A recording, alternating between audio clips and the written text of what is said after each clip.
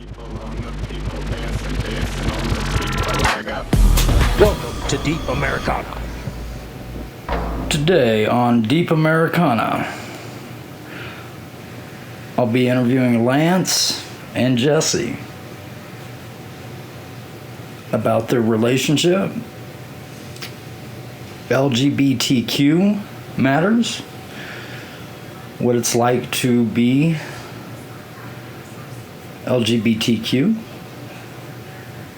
and how hallucinogens, among other things, have helped with different traumas. Yet again, I find myself here often. And I'm interviewing good friends of mine, Lance and Jessie. And they are friends of mine that have helped me in a few ways. We have very good conversations. And we analyze reality quite a bit together.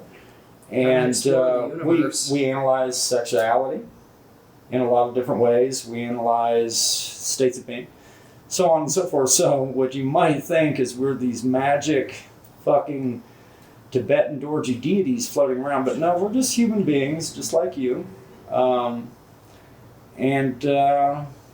With that, we're going to do an interview now. And I don't know, we got a cat over there. That's greater than a human being. At least he thinks he is. Yeah, okay. Next time, you need to be I'm kidding. Yeah, the cats are cool. Here in Colorado, I read a news article blurb the other day that it blew me away. I'm going to tell you guys why. I want to see what you guys think. It blew me away. Like, I was looking through my fucking Google feed, which is my news stream now, you know what I mean? And it was like, and forgive me because I'm going to say everything fucking wrong, but it told me, it said, so, and I ain't going to say it right, no longer can you claim LGBTQ, that was right? Mm-hmm. Okay. As, or homosexuality, or any different orientation of sex, or your gender, or whatever. Identity. As a reason to fucking kill somebody. And so that's amazing that you can't do that anymore. Let me finish this. But what fucking terrifies me and makes me very sad about that, and as soon as I was like, that's amazing, I was like, we're the 11th state to do that? And then I was like, hold on a minute. Why in the fuck is that an excuse to fucking kill somebody? That is fucking the most ridiculous, systemic, sexist shit I've ever heard. Right?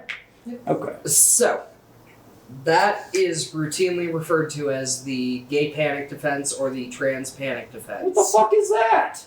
I remember when the first state criminalized the LGBTQ panic defense thing. It was California. Hold on, wait a minute. You college! You just said criminalized it? Yeah, made it, well... To where you could use that? No, to where you could not use it. Okay. To where, like, nah, that's bullshit. Okay. Sit down, come up with a better reason. Right. What that is, I was in college. Right. That is pretty horrifying. Like, I remember that was it cool because you were in college? Or? No, I'm messing with you.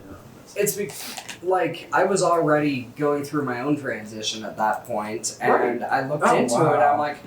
So did you go 2-3 weeks without sleeping, knowing someone could fucking kill you because of that? I saw that, and I had already kind of known that was a possibility for me. Like, I had heard horror stories, every... Yeah, but that's the difference is you had heard that shit, and now you're kind of informed that there's laws that motherfuckers can be like, because you don't do what I do... Well, when that came out, I looked into it a lot more. It was California that started, and I'm like, I live in Colorado. Oh, so I see. I could still. Okay, yeah, this is still a legal defense here. Great. I'm glad it isn't now. Right. What the defense is, the idea is, in all states. You said Colorado's the 11th now? Yeah. Can I interject here real quick? What I feel like it is this. Homophobic people They're about to get laid, finding out the chick they thought was a dude had a dick, and you shot him in the head is what it really sounds like to me. Yeah, like that's which is terrible. What I was about to say. Sorry, all right. You're good. It's terrible. So the trans panic defense is in 39 states now. This is still legal. If you are a cisgender man, like you're not trans, Right. and you hook up with a girl at the bar. You meet this girl at the bar. Right. Okay. Right. Like Lola situation. Hello, LA, Lola. Right. If that happens and you take her home and you're undressing her and you see she has a penis, You can shoot her. you can shoot her. That's fucking. And you can use that as a legal defense in 39 fucking states. Let me point like. What the fuck, right? Yeah. Jesse, what do you think? I'm gonna be completely honest, I haven't looked into this much at Well, all. but from what we've been talking about, what do you think? I mean, what does that even sound like to you? As someone that just found out about this.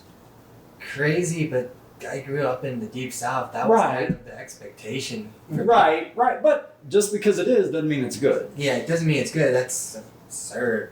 No, it's fucking terrible. And it's like, well, no, okay, so I'm going to bring this in. So, like, I was raised a bit in Kansas, in Georgia, in Oklahoma, Midwest places. There are still laws there about anal sex. And I don't think it's an enforced thing, but it's like, I imagine at some points it could be and be swept under the rug. My point to that is that I really feel like we need to pay somebody to go through laws and just get rid of shit, because it's like, there's no place for that. Like, okay, I'm going to say this. I'm a guy. I'm probably just a straight guy. I don't know. I could be bi at times, whatever. You know, you guys are transgender. You have different, views about what you do, and in no way, shape, or form, in my perception of how I am and what I want to do I feel like that should be better than what you want to do, or what you're doing is scary. I feel like it is something that is actually an evolution. And you go to transgender for the sexuality side, but then to me, a lot of this too really leans towards transhuman type things too as well. And to me, it's probably more of an evolution that we're not even accepting or thinking. I've never understood why so many people are so frightened by that which they don't understand. But that's what it always is. They're just grossed out by the idea of no. I've been told that I'm Prince Charming and I should end up with a princess. I don't want to touch a penis. But Lance, do you realize? Okay, so when we talk about people's fear, I think us three here probably understand the idea that most isms, racism, sexism, every other ism, are dictated by fear. Yeah. And also it's called phobia for a reason. Right. And dictated by and that fear dictates a simple negative solution. Whereas what it's actually doing, and why I think it's more present a lot of times in especially our older generations, is it's a fear, and then it is a definition to that fear to assign negative terminology. You got to understand, to begin with, that terminology wasn't so negative until it got assigned, if that makes sense. And it's like, that's exactly what it is. It's an educational thing as well, right? Okay. So, okay. I mean, yeah, the older generation that was really buried in or stoned with their emotions, didn't show it, was very... Right. Dude, in the fucking 50s and 60s, you could kill a kid and pretty much get away like your kids. And then in the 40s, you're having kids to do a farm. Slavery was out there. Was telling me horror stories about his brothers trying to murder him, right. His father beating his ass. Right. Like, we've gone through an enormous amount of social evolution just in time that people who are still alive are. Yeah. We're not quite past that. Like what Jesse's saying right here is a huge thing. Like my mom's mom would beat the fucking shit out, beat you to fucking death. And now we're talking about our emotions. We're right. All that shit was locked away. Yeah. You didn't talk about it. Yeah. I mean, even just in our lifetimes, we've discussed the fact that if the two of us had been born a decade later, Yeah. odds are we would have been put on puberty blocking hormones. Like, yeah. Like, You guys, odds trans are issues would have been known No. about by the time we came and not out. just puberty blocking, you motherfuckers would be put in fucking psych wards. I'm guaranteeing no, I mean you. like 10 Am I years missing later. Like if we had been born earlier, yeah, it would have been a lot worse. Right, If we had that's been what I'm born saying. Yeah. Okay. later, Okay. it would have been better because Right. trans issues are understood better now. Like trans kids with generally open and accepting parents now, They have a chance. they have a chance. Exactly. Like when you're 10, 11, 12 years Well- old, you can be put on puberty blockers and put into therapy to give you long enough to figure it out. And then when you're like 15, 16, So, 17, 18, Can you I can make the choice and go through the Can I correct ask puberty. you a I wouldn't question? have tits. It would Can be I- awesome. Can I ask you a question? Of course. So, why do you get put on a puberty blocker? I'm sure a lot of people don't know this. Why? Like, what's happening there? Tell The me. idea behind the puberty blocker is that it just stops your body from changing to give you long enough for your brain to mature, for you to make the decision in an And that informed is- way yourself. Is this So- dictated by, like, basically having, like, both sexes? Well, Is so- what you're talking about, or what's going on? So a lot of trans kids, not all, but a lot of trans kids do know at a somewhat early age. Like I think I got my first inkling when I was 4 or 5. Okay. And a lot of trans kids experience a lot of just awful mental health problems during puberty because their bodies are changing in ways that they're not. That you can't identify with Comfortable anybody with. else with, Yeah. right? Yeah, exactly. Like the idea behind the puberty blockers is that like if Does I it help? if I'd been Okay, born 10 years later and like trans existed more in my parents' lexicon when I was like Right. 5 or Right, so, and I right. told them, "Hey, I'm a boy." Right. When I turned 11 or so, I could have been put on an estrogen blocker. I never would have gotten boobs. I probably never would have started my period. Right. And I never would have had to go through all that awful shit from that.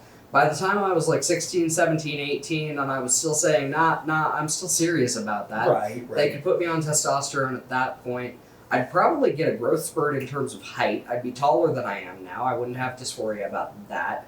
Right. My muscles would distribute the way I want them to. Like, my body would be dramatically different, and I'd be a lot happier with it. Okay. Right. Like, That's where I'll she say- never would have gotten facial hair if she'd been put on Right. testosterone blockers at the right time. Okay. Like, I got you. it is what it so, is. So the only reason I say that's a positive thing is because I think most people, if they hear puberty blocker, right, you don't know what that is unless you go through the experience you guys went through, right? and a lot of people So that's good. a lot of people are really concerned that trans kids are wanting to make permanent changes to their bodies, and the idea behind the puberty blocker is it gives a trans kid long enough to figure themselves out and like to be sure that this isn't just a phase, that they aren't just confused. Right. Like, yeah, some kids probably do buy into the fad aspect of it. But and what you're go, saying is like with confused. Like, kids this, have imagination. with but this, it gives you time to think about it, yeah. right? It gives you years to riddle it out, during which ideally the kid is seeing a therapist and talking about it Right. and going, yeah, Would you say- I've always felt more comfortable with this gender. Like, this is what I want to be when I grow up. This is Right. the person I see Right. myself. How can I get there? Right. Okay. Like, I'm ultimately glad that our lives went the way they did because they led us to each other and the places we are now. Right. Which is awesome. But, You want it to be easier for other people. exactly, Right. like... And that's the very fabric if of we what- didn't have dysphoria. But you that's the very fabric of what we're talking about, from what Jessie was talking about with her experience, to what I'm talking about as well, and what you're talking about is it's figuring these things out. So do you feel like if when you were younger, if you had somebody you could identify with, and it wasn't all just completely looked down on, it would have made that experience easier, or not easier, but like more ingestible at least? Honestly, yeah. Like, I think I was in college by the time I was even hearing about famous transgender people. Like, Laverne Cox, that was around the time I started college. Caitlyn Jenner, that was around the time I started college. Yeah. And also, Caitlyn Jenner, Like, You know what? and Pink also, flamingos. almost every single form of representation in transgender media is a trans woman. Right. I'm not even gonna go too far into You can. that, but You can talk about that. it's kind of a weird double-edged sword because Well, isn't that propping it up to look like, oh, it's all just women, like dudes being women, instead of what it is, all of it, right? Yeah, it's humans that don't identify with what they're being told they are is the root of the issue. Right. Well, that goes into like the non-binary thing that's happening right now too, right? But like the double-edged sword with it, like Jessie is considerably more likely than I am to be targeted for her gender identity, attacked, murdered, raped, etc. Which is terrible. I am considerably more likely to have somebody say, "Nah, you're just a butch lesbian. No, you can't get your uterus out. What if your husband wants to have children someday?" It's because Bad girl. But Sit down. You realize Like it's I've because literally people- had medical professionals tell me that. Right. Do you know that? Like, no. I've had medical professionals, like, I've gone to them and said, "Hey, I have." This ties into that. The new law, the thing where you can, if you're a medical professional, you can tell. That's terrible. I have. Why? Why do that?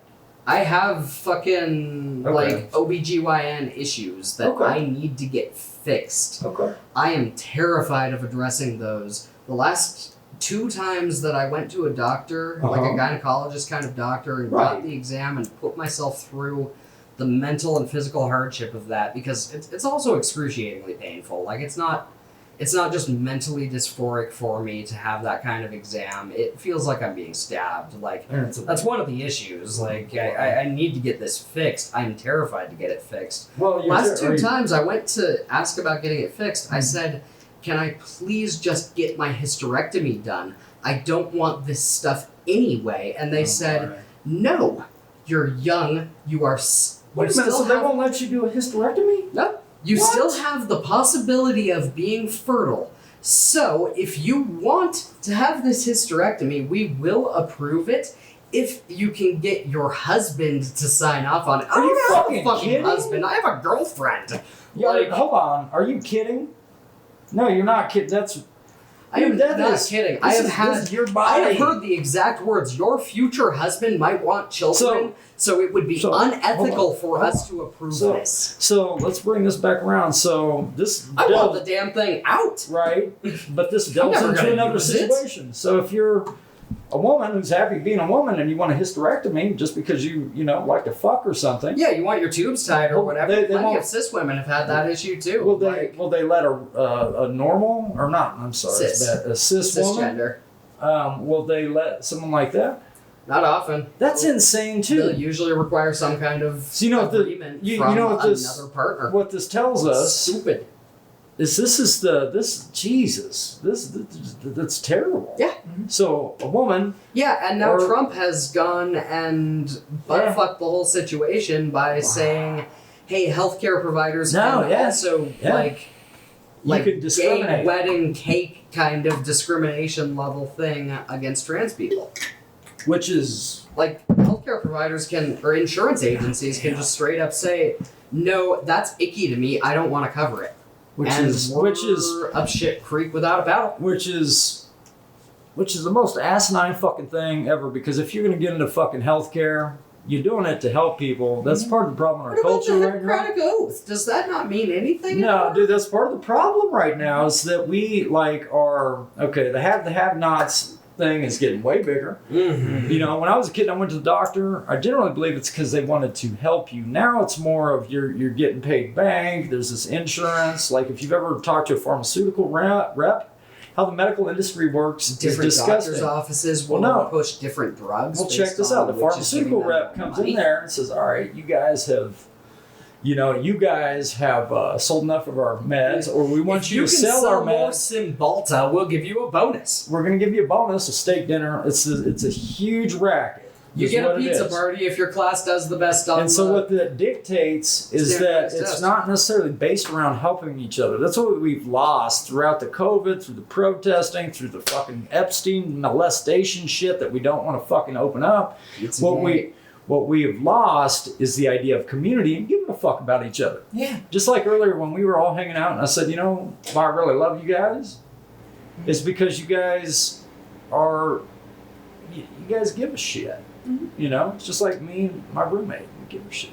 I mean, we want to help people. That's why we're going through this period of change in our lives. Is we're trying to better ourselves. Well, so you we know can that get at to the some where point we people can- didn't want to fucking help you, and you know what that feels like. We've been Yeah. through pain, so we want to help others not feel Right. Yeah. Right. And that's what this is really all about. I have seen so much mental health issues. I want to be Well, a counselor. She's did I- seen so many physical health issues. You know, She wants to help people so this physically. is my life real quick in a nutshell as to why I want to help people, right? My mom tried to kill herself 6 months pregnant with me, right? And then I never went to, after that, we're not going to get much into that, but I never went to a school for longer than a year to a year and a half because I had no foundation. I had a mom who was schizophrenic, a byproduct of a lot of craziness. HBPD. And, you know, so I lived with various family members. Shit, I was fucking raped by the preacher that helped us, their son, which is a crazy thing too. There's a lot of shit there. And throughout that, you know, I bought my mom a car when I was 18. And It's usually the other way around. right, and I tried to help her as much as I could. Now you got to factor in when I was a kid, like I had to get her committed at the age of 14, right? And so what they teach you to do is you become the adult, and you have to get your parent committed. They can't commit somebody and just come pick them up unless they're hurting themselves or someone else or indicating they are. And so they push you to do that to your parent, which is terrible. So I also have a degree in oil painting, but I have a lot of the same knowledge Lance does in a lot of ways. I don't have the finite knowledge or the same knowledge Jessie has through experience, I imagine. You know? Everybody has different experiences, of course. Right. and- Well, but I've been dealing with mental illness shit like that my whole life, so I've seen it. Like when I was younger, they tried to test me, and I've been with my mom and saw what had happened so much that when they gave me a test, they couldn't rate me normal or abnormal at a very young age because I recognized that what they were trying to do. Yeah, you could trick the test and just completely cancel out the validity of it. Right. And, you know, and that's how my adolescence was spent, was not much innocence, but understanding how to navigate shit, which is terrible for a kid. Yeah. Actually looking through all the nuance. Yeah. I understand that a good bit. I was on my own at 16. Yeah. And you were in the South? Yep. Long story short, Mom and Dad decided that we were going to sell the house, move up to Georgia, start a new life. Dad and I packed up all our stuff, head up there. We're up there for about 2 months. Mom divorces Dad over the phone. Oh boy. Dad says, "All right, you're 16. You're old enough." Get out. Good luck. What? And Damn, pieces off man. back to Florida. Oh, damn. So here I am stuck in Griffin, Georgia, 16, Not even an adult. no friends, nothing. And you probably didn't have internet as much as we do now then? I actually had a pretty decent. Okay, I I'm did. old. Remember, this was like 8 years ago? Oh, 9 shit. years ago? Oh shit, that's right. Less than a decade, dude. Like it And wasn't. she's a tech geek, so. Yeah, it wasn't near what it was. It wasn't Not near as- what it is now. Yeah. But you still had like But you AOL had, chat well, no, messages. you had, Skype. you had a resource. Yeah. Right, okay. Like, Facebook existed by Yeah. then. And that was pretty much on my own from that point on. Ended Well, up, what'd you, like, okay, yeah, what happened? I was about to say, around some point I went and got myself legally emancipated because, Why not at that point if you get, you know? yeah, lived with my aunt, but come summer she didn't want me Right. running around Oh, yeah. because I'm not in school. What the fuck am I doing there? Right. So, Because she's ingrained in a certain ideology and Mhm. mentality, then doesn't get it. so enlisted. That's how I spent You went summer. military from that? Yep. That's fucking amazing, actually. How was that? Hell. I Were you bet. 17 by the time you were officially in there? 17. Damn. Well, you didn't have to have anybody sign off because you're emancipated. Mm-hmm. That's intense. What was your experience in the military, Justin? It was. Let me change my character a little bit. What do you mean? Structure. Yeah, Structure. Showed you how you can use structure to affect things. Structure. A lot of aggression. Right. All right. Did it help get the aggression out, or did it put it in you? Put it in me. Before that, I was clinically depressed. I would lash out. Well, did you know did you know that you wanted to be the way you are? No. Yeah. Okay. And you were in the military? Yep. Were you in there? They consider you a male? Yes. Jesus Christ! Did they just fucking fuck with you constantly? No, I pretty much kept to myself. Okay. About that. At Okay. least. Good. Well, not good that you had to do that, but as a way to deal with it. Safer that way. Yeah. Right. Gotta cover your ass. Wasn't 6 there foot like tall, people that have quiet gotten dude fucking is easier. brutally raped, beaten, and murdered that have came out as being trans or anything else? Yep. Not to mention, Trump Ah. became president not long after she enlisted. Right. Well, there's been, before Trump, there was terrible shit going on in the military as well. Like Obama lightened it up a bit, but before that, it was, yeah. Obama lightened it up a bit. I have to say, for as much shit as it is, gotta give my enlister of all things credit. Okay. Because when I signed up, I talked to them about that, and they were just like, "We don't care. Whatever you sign on there is what you are. Just put whatever's on your ID. Right. We don't care regardless. You do you." Okay. Eh. And your enlister was Just don't shove seriously... it in anyone's face and it won't be a problem. Pretty much, yeah. Okay. Not so much don't talk or. So, like, when you're in the military, what do you take that was, good from that? If you don't mind me asking. I got a lot of structure, a lot of confidence. Confidence? Okay. I mean, I grew up in a really rough area in South Miami. It's probably the roughest of the rough. It was interesting. I'll bet. Went from there to all of a sudden being isolated in Georgia in the middle of the woods. Yeah. That's a beautiful feeling too, though. It was. Like, I got really big into photography at that point. I bet there's a lot of scenic shit. There is. I mean, you can accidentally take a picture of an alligator in Georgia? Miami. Oh, yeah. Sorry. Alligator or crocodile. Right. Armadillos in Georgia. Yeah. Armadillos. Bunch of armadillos. Armadillos came out of Texas into these other places. Yeah. They're fucking weird and they stink, but they're cool looking. But a lot of structure, a lot of discipline. I was very twitchy and just ADHD, could not hold still. It really helped me learn ways to focus my brain and That's work awesome. around that. Also gave you a direction to go. Yeah. You didn't really know what to do with Showed it. you how to focus. Well, Here's the thing. that's the thing. I went into the medical side of the military because I passed their test to go for the MOS. Okay. And I was originally going in for it just because my brother-in-law, I really looked up to him. He was just a really awesome guy. My Okay. sisters were always kind to me. Even when I came out, they were one of the most Dude, friendly that's and awesome. openly about it. That's awesome. Like, they welcomed me in as their sister with open arms. That's awesome. It was really nice. Because that's not something that always happens. Exactly. It's awesome. So I went to the medical side for that and found I have a knack for it. Right. National Guard is where I went into. Okay. So after I went through my basic training and then my advanced individual training, Oh. I'd only go to base once a month. Okay. So I still went to school and all of that. And Okay. still did normal high school. It was just more so go in there. Did it give you kind of feel like you almost had an outlet aside from Little being bit. in the fucking... A little bit. It was something to do once a month. It was. Right. But it was a focus. It was a focus, yeah. That's awesome.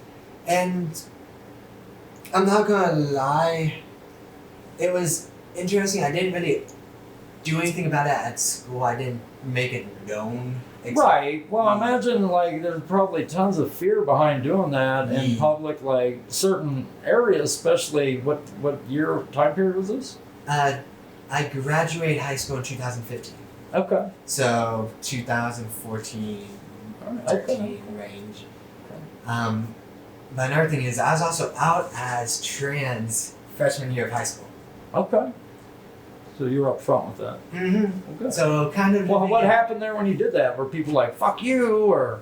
No, actually, because I was in Atlanta for that, where I was at with my aunt was thankfully actually a really nice area. I got really lucky and got into a charter high school. Okay. So it's very, very liberal. We had a full good. GSA. I was the only. And this was in Georgia. This was in Georgia and Atlanta. Okay. Atlanta's kind of like how A mythological place in Georgia. Yeah. Kind of. Your It's high school had a little. Yeah, where I was raised, I was gonna say where I was raised in like Georgia and Keysville, Georgia, like it was still in the '90s, still motherfucking segregated. People didn't get killed for going to the other gas stations, but you go about 2 hours south of Atlanta, you see it. It becomes a lot more apparent. I was beaten for having black kids come over that I didn't know couldn't come over because of You still got that. Yeah. Atlanta's kind of like a little blue circle. No, that's awesome.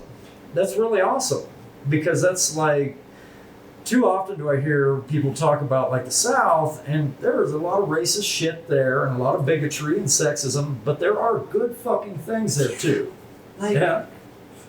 I was talking to this one about this. Is we went to completely different high schools, Midwest and Deep South. And it seems like while he got a more rounded education with that and a bit more advanced in some areas. It was a richer school. Yeah. But it seems like mine was more liberal. Yeah. I mean, you were in liberal pockets of conservative states. I was in a conservative pocket of liberal state. Yeah, Lance will break it down real quick. I was in Colorado Springs. Yeah. Let me tell you guys this. When I first moved to Georgia to go to school, it was at Burke County High School, which is a county high school. And I shit you not, I went into my art class and I sat down. I'm like 14 or 15. This big dude, right, probably 21, kind of milking the system there. It's like, your grandpa killed my grandpa, I'm gonna kill you. And I was like, do you got any weed, man? And he was like, yeah, and we were cool as fuck after that. It's a crazy experience for me there. So that turned out pretty well for you then, Jesse.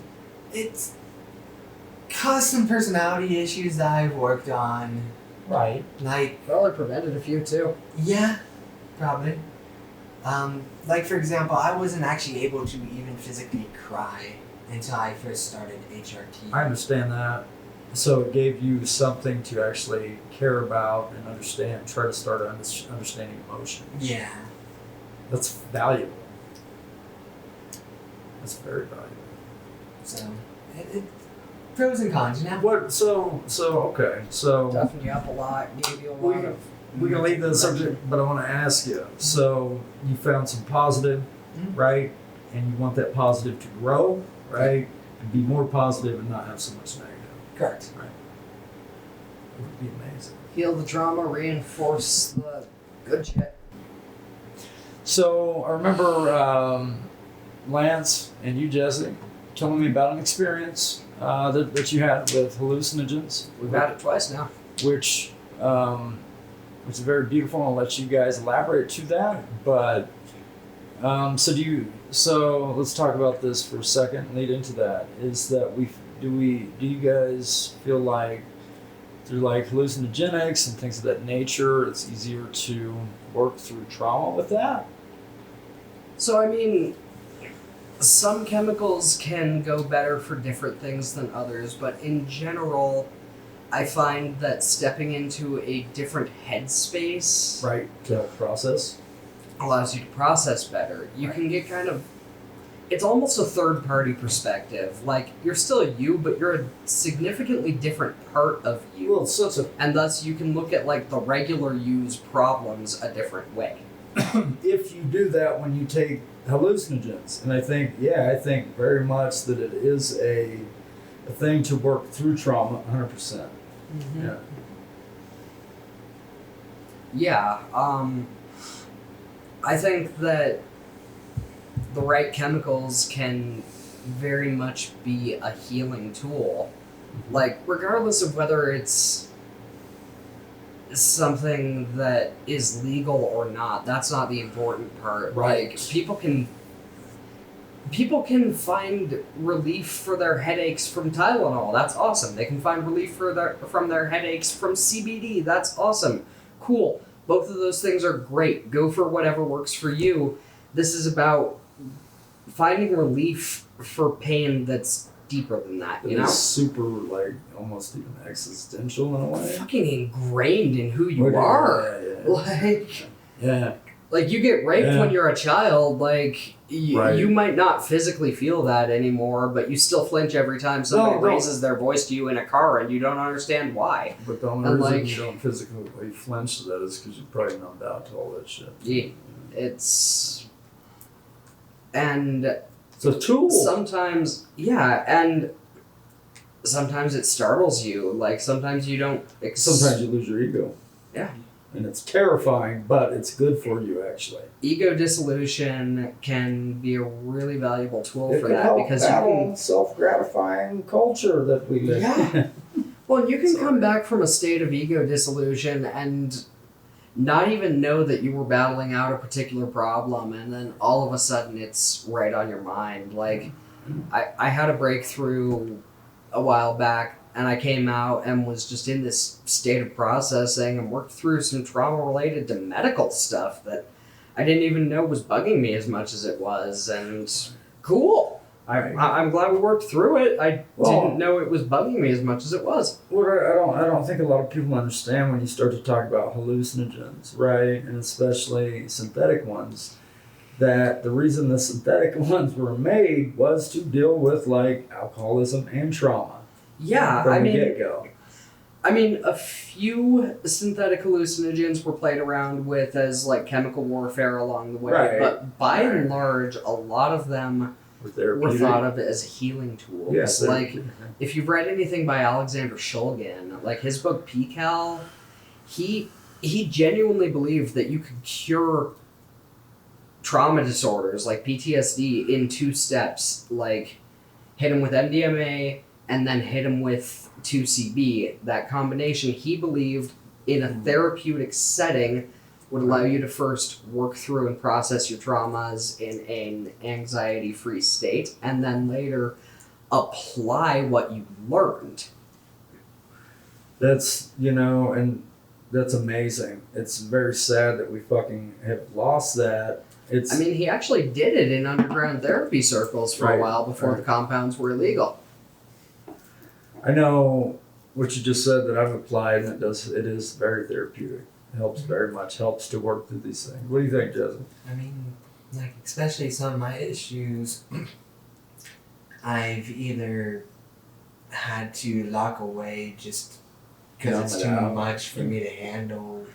It's way too much, or it's so deep into me that I don't even think about it until something comes up, and then it's suddenly just a trigger. In your face. Yeah. Or someone's like, why the fuck are you saying that? And you don't even realize, just like with me using the term normal, which is, Yeah. Like suddenly panic attack over something that you didn't even know was bugging you before. And, well, that's when that I need to work through this, and I can now. Yeah, and right. Just being able to talk and process things without having that gut-wrenching feeling. Or the inhibition, being able to flow through that.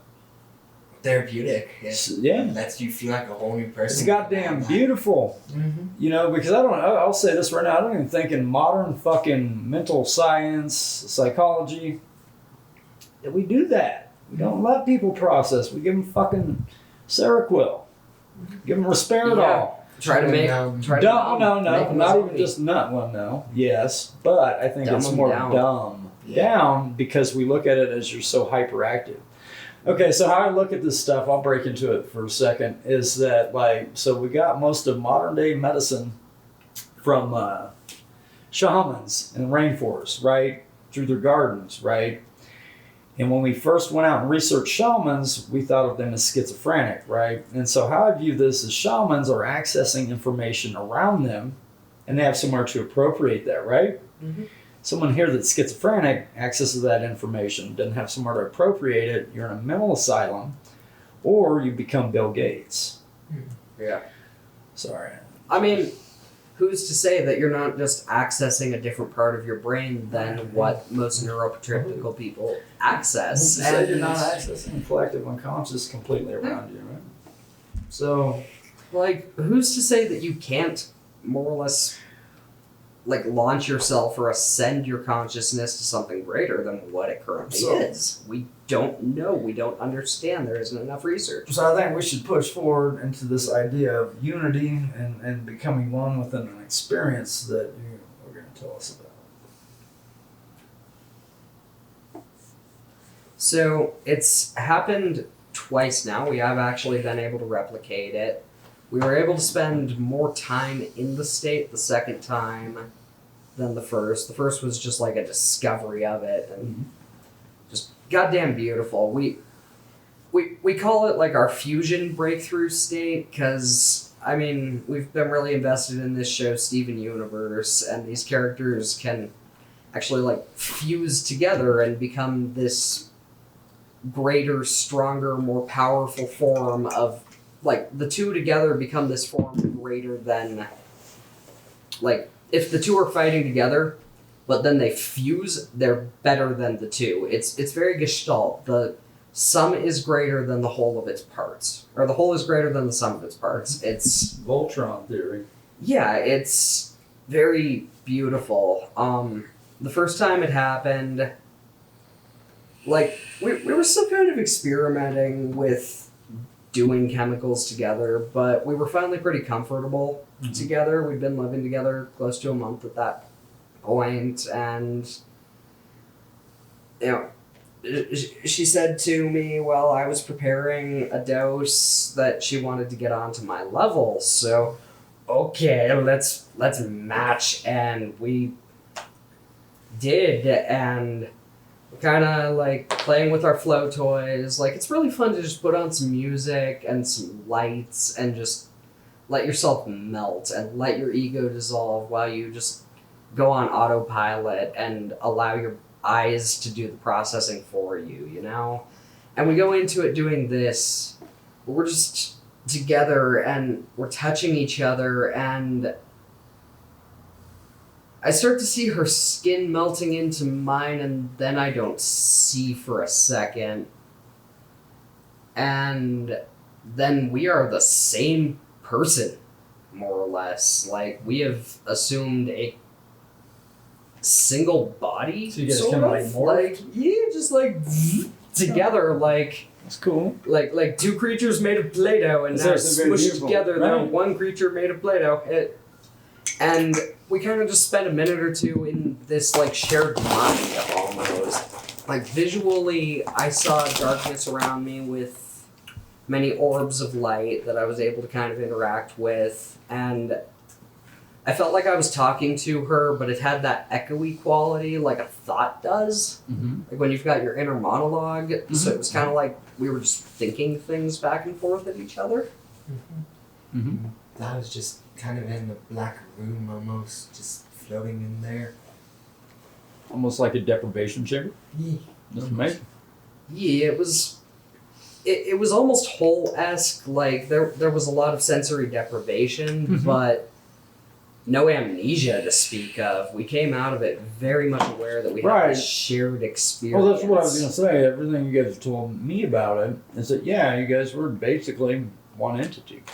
Yeah, and in that moment, there was, like, it didn't last long enough, of course. It was very intoxicating. Like, we felt very powerful. We felt kind of more complete. Like, we've both, of course, had all these compunctions about our bodies, like dysphoria and what have you, and we didn't get to really explore the shared body or the shared mind. We were just kind of like, we're in this together. That's cool. And bounced back out and looked at each other, and wow, we are in our own universe. We can create our own universe that is just ours, just for us. We can freeze time and make it ours. In fact, you can.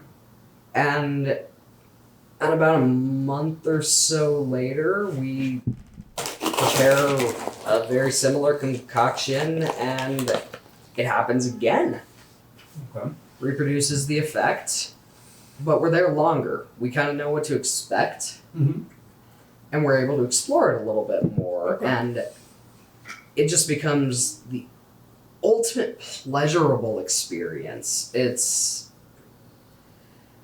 like the first time we were maybe there for a minute or two, it was very brief, fleeting, beautiful, fleeting. The second time, like we were trying to find our flow toys, and she told me that she was getting close to launching, so I get back to the bed, and we launch together as soon as we make physical contact. And I just see this like green streak, and vision's gone, and I'm touching what I'm pretty sure now is probably her arm, like what anybody else would have seen, but I'm feeling it in my groin, like it is my cock. Like trans guys have described phantom boner syndrome before. It's a thing. It has that term. It's like the feeling of having an erection. I know the size of my phantom penis. It's big enough to fit in my hand and be a little longer, about 6 inches. It's nice. I like it. I want it.